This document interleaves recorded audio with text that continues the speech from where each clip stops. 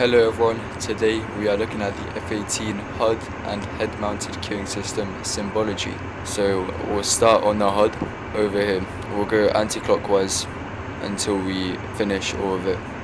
So this is our airspeed in knots, and it is calibrated airspeed, which is similar to indicated airspeed but corrected for errors. Next we have our angle of attack in degrees.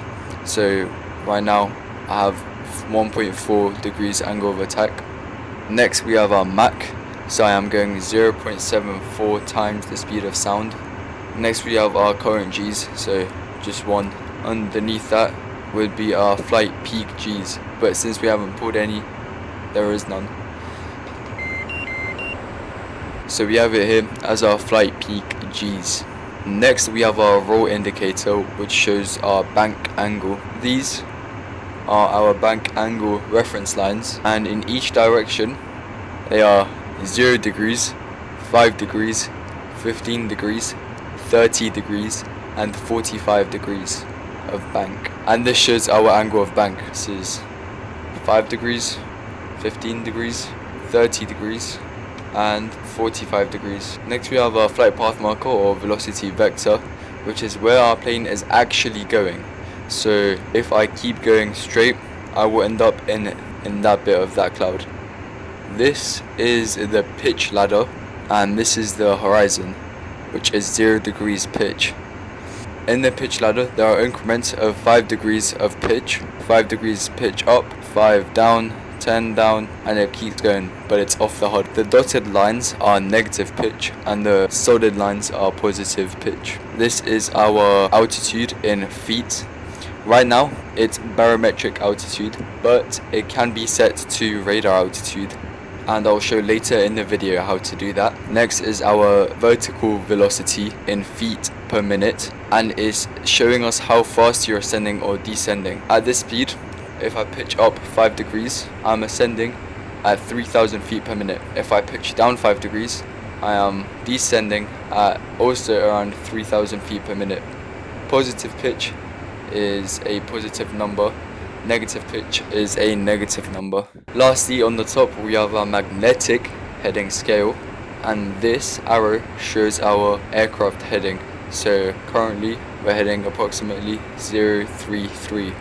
Okay, now the heads-up display is in landing mode, which we can do by putting the landing gear down, and we have mainly lost symbology, but we have also gained some. So now we only have the airspeed, magnetic heading, pitch ladder, altitude, vertical velocity, roll indicator and velocity vector, but we have also gained some symbology. First one we're going to look at is the waterline, which is where our aircraft nose is pointing. The angle between this and our velocity vector is the angle of attack. However, you may have noticed a problem. We don't have our angle of attack on the HUD, which is critical for landing. But don't worry, because we have our angle of attack bracket and angle of attack indexer lights. So our angle of attack bracket, also known as the E bracket, shows where your velocity vector has to be in order to get an ideal angle of attack for landing. Ideally, your velocity vector should be lined up with the center of the E bracket, like I am attempting to do right now. This will give us the perfect airway for landing. Next is our AOA indexer lights. Each light shows a certain angle of attack. I will display a graph on the screen for reference, but in general, if the top light is on, our angle of attack is too high and we need to raise throttle to lower it for our ideal angle of attack. Similarly, if the bottom light is on, our angle of attack is too high and we need to decrease throttle to get a good angle of attack. How I like to think about it is, if the light goes up, then we need to put our throttle up. If the light goes down, then we need to put our throttle down. Now we're going to discuss the controls of the heads-up display. First is our HUD reject mode. This is basically a declutter for the F-18 that comes in 2 levels. First is reject 1, second is reject 2. You can see it removes some of the symbology. Next is our HUD brightness, which you can imagine what that does.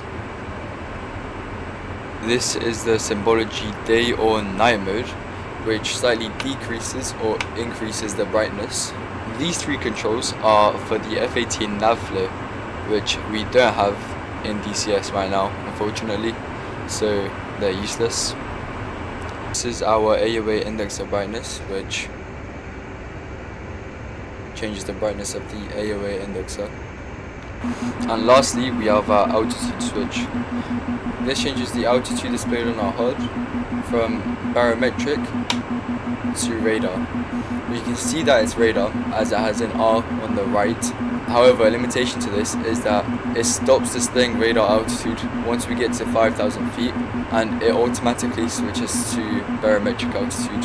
See right now, there is a flashing B on the right of our altitude, which is warning us that our altitude is shown in barometric altitude.